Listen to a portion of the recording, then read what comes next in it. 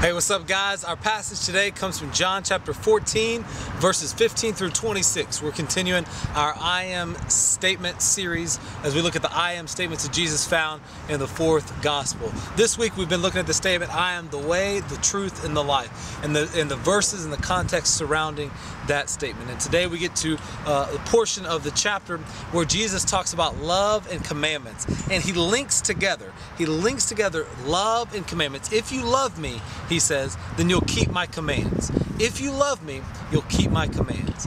Now, it's easy for us as we hear love to think hot pink and Hollywood and flowers and Valentines and little heart-eyed emoticons and stuff like that. But for them, though, in the first century, love and heart, that those were linked together more with choices, decisions. Like the heart was the place of decision making, not just the emotional response, but it was the seatbed of heart making. Like today we may say, in my heart I felt like it was the right thing to do.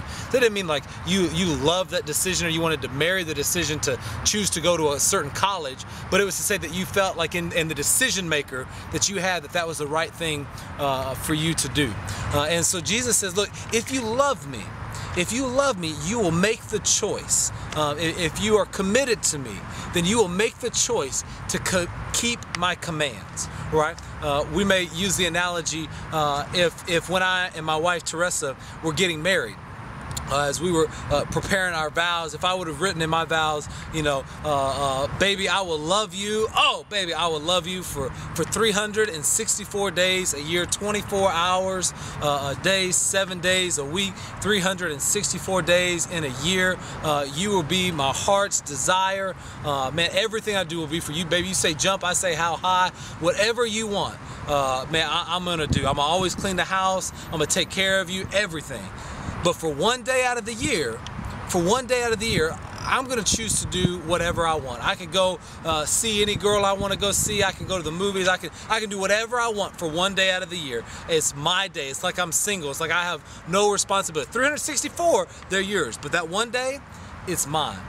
Now, if I would have told her that, there is no way on earth she would have accepted my marriage proposal. She would have said absolutely not. If I would have made it out of that conversation alive, it would have been a miracle. There's no way that she would accept that because she would say, if you love me, you'll choose to be faithful to me.